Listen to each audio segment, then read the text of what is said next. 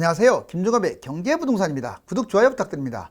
무디스와 IMF에 이어 이번에는 국제 3대 신용평가사 중에 하나인 피치가 한국 가계부채와 국가채무 집값 폭락을 경고하고 나섰습니다. 우리나라의 가계부채와 집값 거품은 사실상 세계 1위 수준으로 우리가 생각했던 것보다 심각하기 때문에 대사락장이 오면 아주 심각한 상황에 빠질 것입니다. 2022년에 들어와서 집값이 가파르게 추락하고 있는데, 그렇다면 평상시와 집값 거품기, 집값 폭락기, 경제 위기로 구분해 가지고 위기를 왕부자가 되는 기회로 삼는 방법을 알아보겠습니다. 유료 상담은 010-3999-8808 전화 주십시오. 피치, IMF, 한국 집값 반토막 난다. 100년 만에 왕부자 기회. 항상 오는 게 아니죠. 여러분들 집값이 떨어진다고 하면 유주택자들 막 벌벌 그러는데 그러지 마세요. 어차피 떨어졌다 올라갔다 하는 게 이 자본주의의 재화라고 했잖아요. 하락할 때가 항상 기회인 거예요. 내 것이 5억 빠졌으면 10억 빠진 게 있는 거고, 내 것이 1억 빠졌으면 3억 빠진 게 있는데, 그때 상급지로 갈아타는 겁니다. 상승장, 폭등장에는 갈아타면 안 돼요. 여기 보실래요? 자, 위기, 기회. 지금 위기에서 기회로 갈아타는 사람은 상당히 좋지만 여기서 좌절하면 추락밖에 더 되겠습니까? 3대 신용평가사 피치, 한국 가계부채 부동산 경고. 이거 한번 별표를 쳐볼게요. 아주 중요하니까. 저출산 고령화에 휘청이는 한국경제. 피치 역시 성장 압박도 경고했습니다. 크게 네 가지로 이렇게 정리해 볼 수가 있어요. 가계부채가 세계 최고다. 이건 이미 다 여러 번 들었는데 피치가 또 거론했습니다. 106%. 한국은행권 신용등급 강력한 부담, 즉 우리나라의 은행들의 신용 부실이 생긴다 이 말이에요. 만약 한국은행, 우리나라의 은행들의 신용을 강등시키면 아주 이게 문제가 심각해지죠. 금리 상승, 실업률 증가 등 부실 채권도 우려가 된다고 하고요. 두 번째, 이번에는 국가부채 증가율이 세계 최고 수준입니다. 아직까지는 견딜만 해요, 국가부채가. 그런데 코로나로 인해서 지나치게 막 선심성 공약 이렇게 저걸 하다 보니까 이제 거의 뭐 50%가 넘어갔어요, 부채가. 그러니까 이걸 끄집어내는 거예요, 계속. 세계 최고 수준이다, 국가부채 증가율이. 외환 보유고에 비해서 한국 국가 빚이 급증하고 있고, 현재 GDP 대비 50% 수준. 26년이면 67%면 사실상 세계 꼭지점하고 비슷하거든요. 저출산 고령화, 출산율이 세계 꼴찌, 이게 문제예요. 왜냐하면 경제가 계속 탄력을 받으려면 인구가 뒷받침돼야 하는데 아주 심각합니다. 30세 이상 미혼 5년새 100만 명이나 급증했고요. 이게 자꾸 악순환되고 있어요. 또 결혼을 했더라도 출산율이 0.84명이랍니다. 둘이 결혼했으면 2명을 낳아야 하는데 0.84, 세계 꼴찌예요. 생산인구 감소, 노령화 급증. 자, 그 다음에 금리 인상, 인구 감소. 이제 금리 인상 때문에 이 화두가 나온 거예요. 우리나라 금리 인상하고 있고 이제 미국은 시작도 안 했는데 3월부터 미국이 따다당 금리 인상을 치게 되면 문제가 되겠죠. 저출산, 고령화, 생산인구 감소로 경제가 둔화될 것이고, 그래서 우리나라 잠재 성장률이 2.5%에서 2.3%로 축소됐고, 이대로 10년 가면 0이 된답니다. 0. 아주 심각하죠. 해마다 지금 아주 급감하고 있어요. 아직까지는 우리나라가 경쟁력이 있어요. 그런데 이 인구 문제로 누구는 그냥 편안하게 그럽니다. 해외에서 인구를 데려오면 되지. 그게 말처럼 쉽지가 않아요. 그리고 가급적이면 우리나라 단일 민족이 인구를 늘리는 게 좋지, 어중이 떠중이들 막 피 섞여가지고 이게 좋겠습니까? 두 번째, IMF, 무디스, 국내외 주요 기관 경고. 자, IMF하고 무디스가 경고한 것들도 간단하게 짚고 넘어가면, IMF 경고, 4억 빚내서 10억 집 산 영끌족, 비명, 특히 영끌, 우리나라만이 가지고 있는 영끌을 지적을 했다는 거. IMF, 가계부채와 국가부채가 급증, 아까 피치하고 비슷하죠. 금리 인상, 부실대출, 플러스 거품, 집값 거품이 있기 때문에 문제예요. 집을 사니까 이런 일이 벌어졌고, 그래서 이게 집값 폭락이 이어질 가능성이 높다. 그리고 전체적으로도 말했습니다. 선진국 14%, 신흥국 22% 집값 폭락, 금리 인상 이후에 벌어질 예상 시나리오예요. 이 사람들이 말하는 22%는요, 사실상 반토막으로 보면 돼요. 자, 무디스, 가계부채 위험수위 증가율 역시 우리나라 경고했고요. 국가 채무 비율이 60%, 그 다음에 재무 건전성 평가의 악영향, 부도 위험도 높다. 그리고 국내외 기관들 이것만이 아니라 BIS 은행, 주택거품경고, 금융비대칭을 경고했고 ADB, 아시아은행이죠. 한국 내집 마련 부담 세계 1위다. 기타 얼마 전에 말씀드렸던 JP모건, 골드만삭스, 블룸버그 등 여러 나라들이 국내 대출 그리고 가계 부실, 거품 이것들에 대해서 공통적으로 지적을 합니다. 오늘 하고자 하는 말은 이겁니다. 자, 제 방송에서 집값이 폭락한다 이것만 가지고 이 이야기만 들어서 여러분들한테 남는 게 뭐가 있습니까? 어차피 올랐다 떨어졌다 하는 것은 자본주의의 기본 상식이에요. 자본주의의 재화는요 절대 상승 하락하지 않아요. 폭등 아니면 폭락이에요. 여기서 폭등 폭락이란 말은 기본 최소 50%, 많게는 뭐 5배 이렇다는 거예요. 그렇기 때문에 이걸 잘 이용하면은 위기를 기회로 잘 활용하면 부자가 될 수 있어요. 나는 돈이 없으니까 불가능하다. 지금 여러분들 지금 1억 있죠. 1억은 하락장에 5억하고 맞먹어요. 왜 그 생각을 못합니까? 발상전환을 해야죠. 자, 모든 위기는 지나고 보면 기회였다. 머릿속에 새기세요. 2배에서 10배 왕부자들 기회가 옵니다. 먼저 이제 평상시는 냉정하게 말하면 지금은 평상시가 아니에요. 거품이 너무 크니까. 꼭 굳이 따지면 2016, 17, 18 이 정도? 아파트 투자하면 돼요. 그때는. 가만히 있으면 안 돼요. 무주택자들은 자꾸 먹고 살기 바쁘다 보니까 거기에 신경 쓰는데 그러다가 나중에 빌라 하나 사고 그런데 그러지 마세요. 웬만하면 아파트 빨리빨리 사세요. 그리고 무주택에서 탈출하려고 하세요. 아직 가격이 올라간 상태가 아니니까. 그리고 달러라든가 금이라든가 이런 것들은 평상시니까 상황에 맞게 무조건 산다고 좋은 건 아니에요. 그리고 주식은요 원칙적으로 하지 마세요. 왜냐? 주식해서 돈 번 사람 없습니다. 자, 이미 기관하고 외국인들하고 그 프로들하고 경쟁하는 건데 왕개미들하고도 경쟁하는 건데 어떻게 이기겠어요? 자, 이제 위험자산 거품 지금 상황이 여기에요. 2번 위험자산은 뭘 말하느냐? 주식, 부동산, 가상화폐, 이제 암호화폐 이런 것들을 말하는 거예요. 현금 보유로 기회 창출을 해야 돼요. 지금은 이런 거 사면 안 돼요. 뭐든지 투자라는 말은 옳지도 않아요. 지금 무슨 투자입니까? 이렇게 거품이 심한데. 달러 30%, 원화 70% 비중으로 하는 게 좋고요. 주식, 부동산 비중을 축소하세요. 꼭 물론 집을 팔아갖고 애꿎은 집을 팔아서 현금 보유 꼭 그렇게 할 필요는 없어요. 괜히 불안하니까. 물론 좋지 않은 집은 던져버려야죠. 하락장에도 안 팔리니까. 자, 아무튼 주식, 부동산 축소하고 영끌, 비투, 투자는 아예 하지 마세요. 자, 이제 집값이 하락했다. 뭐 조금 하락, 지금은 하락이라고 하는 표현을 쓰면 안 돼요. 자, 2년 정도, 최소 1년에서 2년은 떨어져 줘야 하락이죠.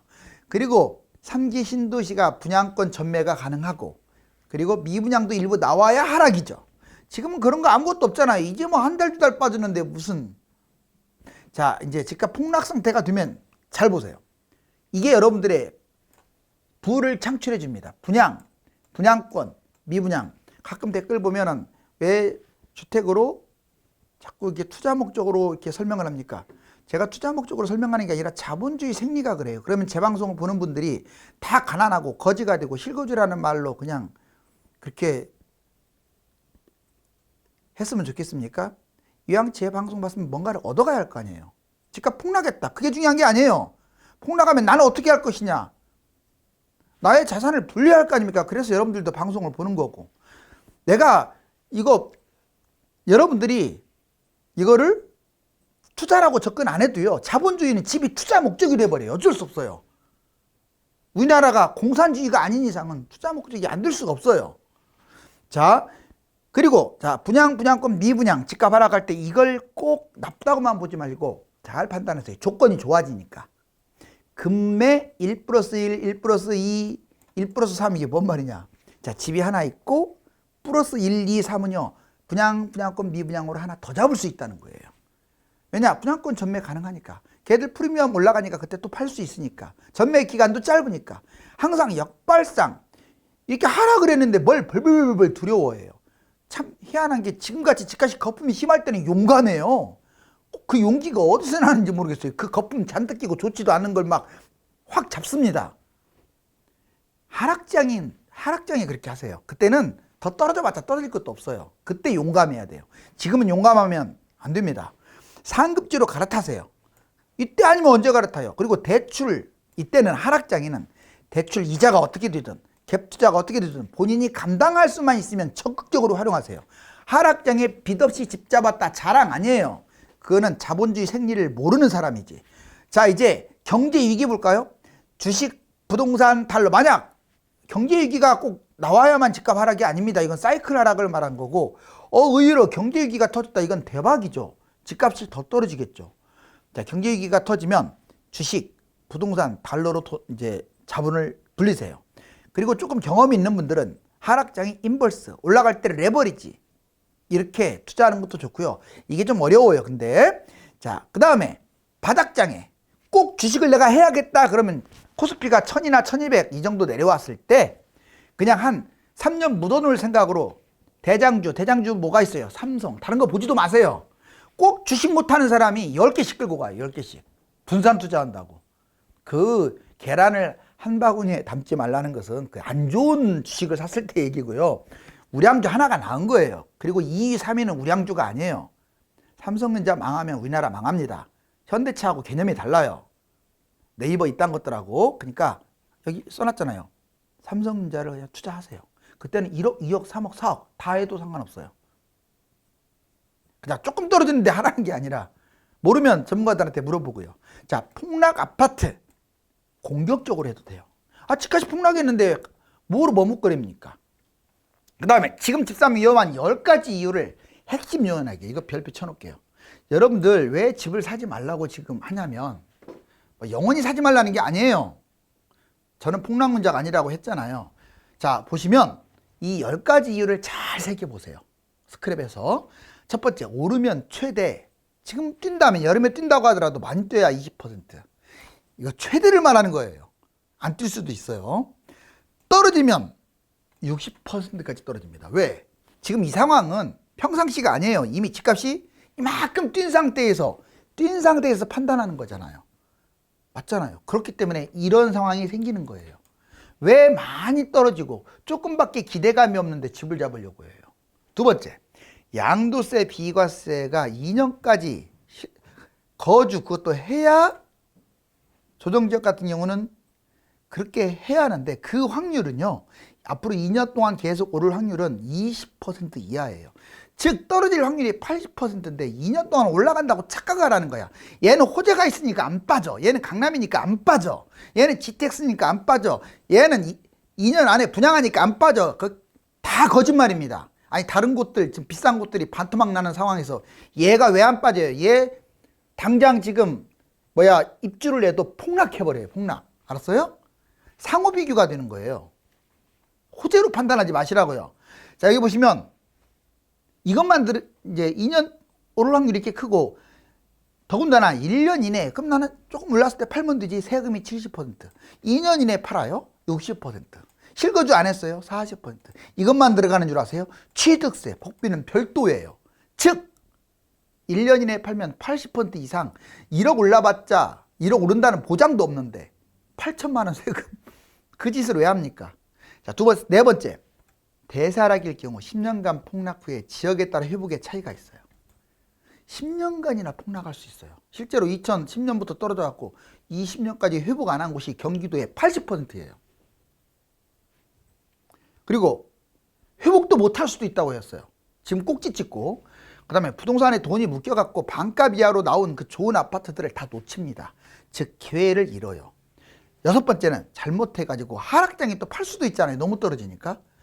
그래 뭔가를 또 사면 괜찮아요. 더 좋은 걸로. 그런데 안 사면 재산의 70%를 탕진해요. 내가 반토막으로 팔았다. 그러면 하락장의 손실에다가 또 올라가면 또 올라갈 거 아니에요. 신고가도 찍을 수 있는데 이것저것 다 합치면은 무주택으로 끌고 가게 되면 70%. 나는 같이 나랑 3억이 있었던 사람이 그 사람은 10억이 되는데 나는 그대로 3억이다 이 말이에요. 얼마나 정말 피눈물 나요. 같은 상황에서. 투자 가치 높고 나쁜 조건이 좋은.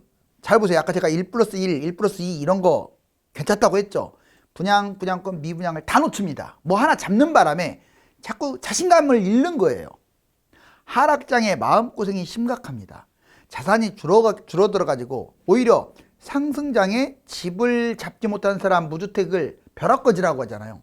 그 사람들은 자본을 증식 못한 것 뿐이지 지금 꼭지에 집 사는 사람들은 자본을 까먹는 거예요. 그러니까 그거하고 비교 자체가 안 돼요.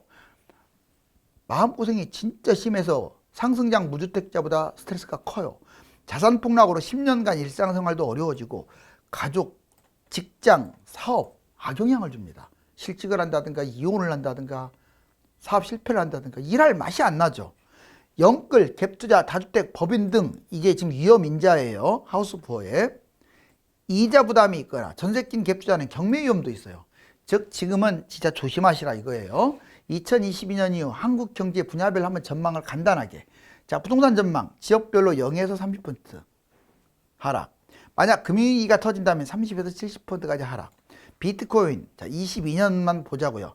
평소는 2,000에서 6,000. 그런데 위기에 빠지면 얘가 200에서 1,000 진짜 많이 빠지죠. 그래서 하지 말라는 거예요. 물가 정부하고 기관이 2%인데 실질적으로 3.5%까지 올라갈 것으로 보이고요. 그 다음에 경제성장 정부 기관이 3.1%인데 실질적으로 3.1% 할 것 같아요. 달러는 평상시 달러 이거예요.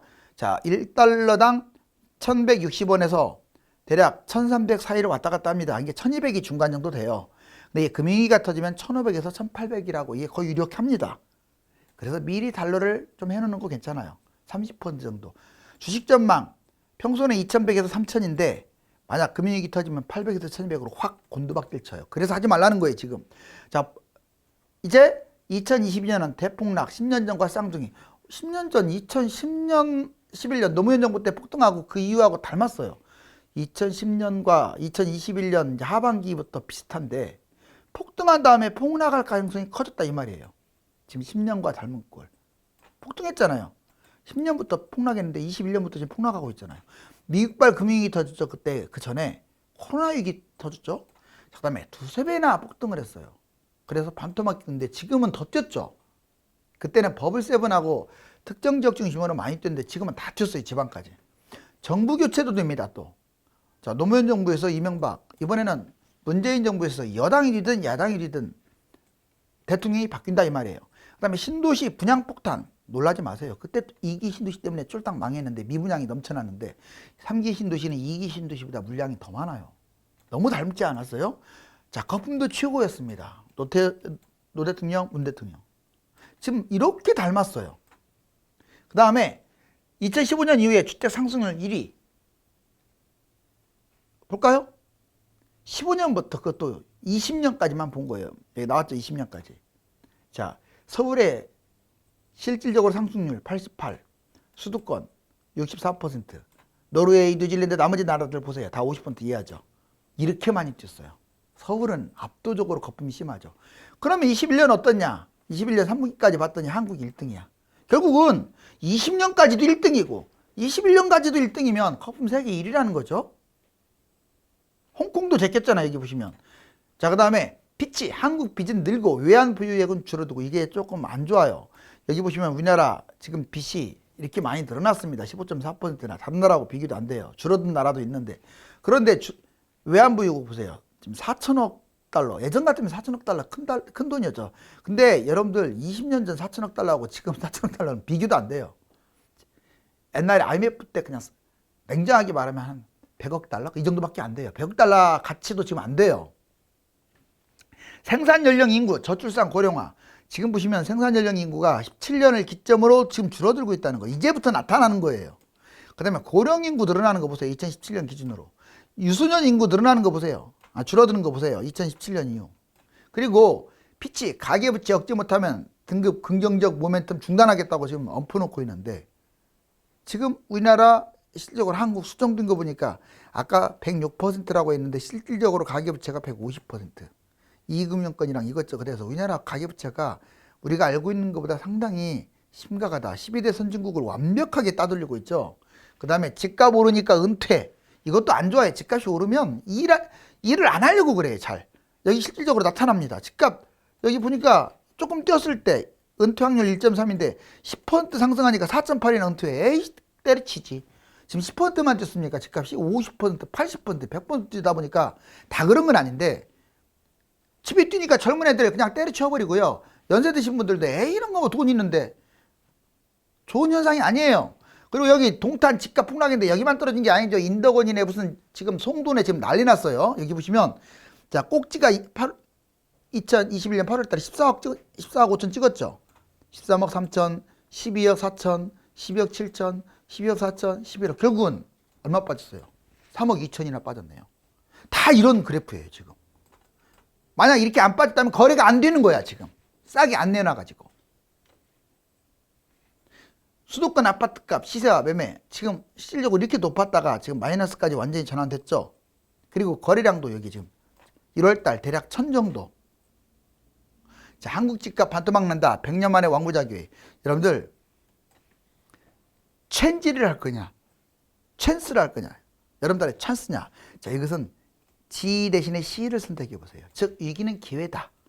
국내외 대형 기관들이 우리나라의 부채와 집값을 도마 위에 자주 올려놓는 것은 아주 심각한 징조라고 할 수 있습니다. 그렇다면 지금부터 1년간 우리는 어떤 준비를 해야 할까요? 감사합니다.